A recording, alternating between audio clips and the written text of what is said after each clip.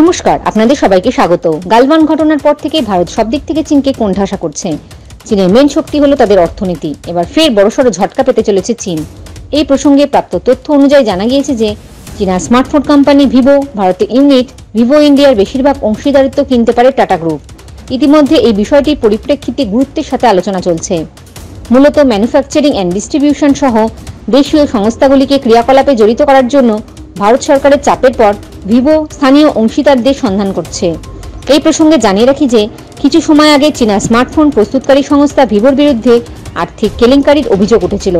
এমনকি কর ফাঁকি দেওয়ার বিষয়টিও সামনে এসেছিল, যার পরিপ্রেক্ষিতে এই সংস্থা সরকারি এজেন্সি স্ক্যানারে এমতাবস্থায় ইডি অভিযোগ এনেছিল যে ভারত থেকে ভিভো অর্থ পাচার করছে। তারপরে ভারত সরকার জানিয়ে দেয় চীনা স্মার্টফোন প্রস্তুতকারী সংস্থা ভিভো এবং ওপো তাদের স্থানীয় উৎপাদনের সঙ্গে যুক্ত হতে হবে ভারতীয় কোম্পানির সঙ্গে, যেখানে ভারতীয় কোম্পানি থাকবে 59% শেয়ার। এমতাবস্থায় সূত্র অনুযায়ী জানা গিয়েছে যে ভিভো এবং টাটা গ্রুপের মধ্যে আলোচনা একটি অগ্রসর পর্যায়ে পৌঁছেছে।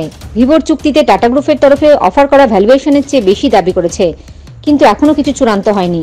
ভারত সরকার চায় ভিভোর সাথে সম্ভাব্য যৌথ উদ্যোগে ভারতীয় অংশীদারদের অন্তত 51% শেয়ার থাকুক। পাশাপাশি সরকার এটাও চায় যে এটি যৌথ উদ্যোগে লোকাল লিডারশিপ এবং লোকাল ডিস্ট্রিবিউশন বজায় থাকুক। এমতাবস্থায় আধিকারিকেরা জানিয়েছেন এই বিষয়টির পরিপ্রেক্ষিতে এটা নিশ্চিত করা যাবে যে দেশীয় কোম্পানি এবং আধিকারিকেরা দেশের মোবাইল ফোন শিল্পে একটি উল্লেখযোগ্য প্রভাব ফেলবেন, যা মূলত চীনা হ্যান্ডসেট ব্র্যান্ডগুলির দ্বারা প্রভাবিত হয়ে রয়েছে। এ প্রসঙ্গে জানিয়ে রাখি যে গ্রেটার নয়ডায় ভিভোর ম্যানুফ্যাকচারিং ফ্যাক্টরি ভগবতী প্রোডাক্টস দ্বারা দখল করা হয়েছে।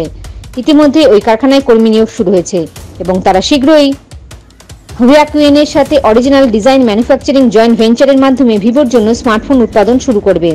পাশাপাশি সূত্র জানিয়েছে যে ভগবতী ও হুয়াকুইন এর যৌথ উদ্যোগটি ভারত সরকারের অনুমোদনের অপেক্ষায় রয়েছে।